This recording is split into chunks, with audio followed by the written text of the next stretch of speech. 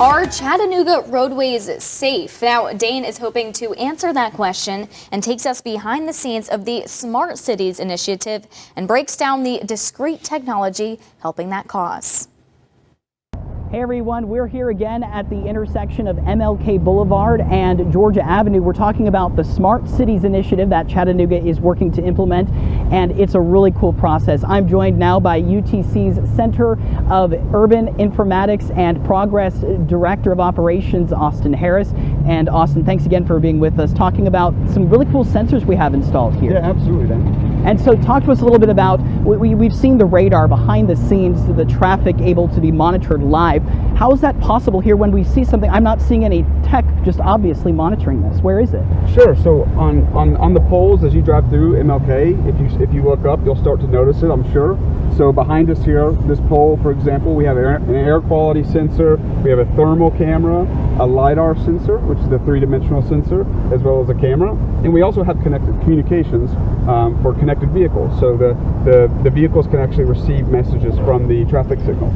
So this is a live thing that it's not, you have to wait. It's like you're back in your center and you know exactly who's crossing what intersection, and you're able to see the traffic patterns, knowing if it's safe or not. That's what the end goal here is. Exactly. So we collect that data over certain amounts of time, and we can basically evaluate, how the pedestrians are crossing, are there any near misses occurring between motorized vehicles as well as pedestrians. All of our research is supported by our students as well. So, this gives them real world data to work with, as well as, the research doesn't necessarily stop at the door. We bring this out to the test bed and allow them to test, a wide range of research from, sensing to pedestrian safety, traffic signal optimization. There's really a wide range of research that the test bed supports. So I think at total will be about 126 intersections. Wow. And that will cover basically all of downtown Chattanooga. We'll have these technologies deployed at each of the signalized intersections. And going forward, like you said, these could communicate with autonomous vehicles. I know some people are a little skeptical about autonomous vehicles, but you guys are working really hard to make sure that, when they do roll out in a more prominent manner, the city's ready for it. Yeah, absolutely.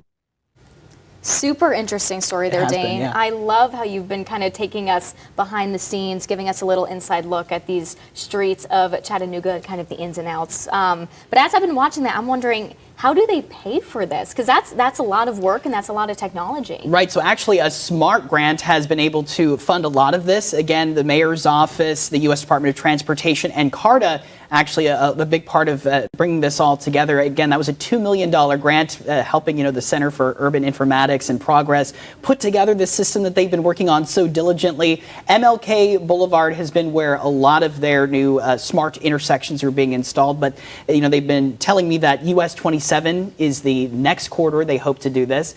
And it's just really incredible to see this all come together. We'll have to stay in touch with them and learn what they're figuring out about how to make these intersections safer. Awesome. Well, thank you so much, Dane.